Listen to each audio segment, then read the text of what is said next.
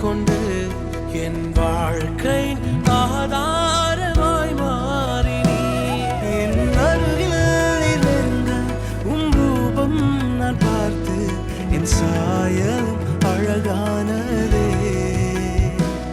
என்னை உமதாக மாற்றினீரே, அழகில் மிகவும் சிறந்தவரே.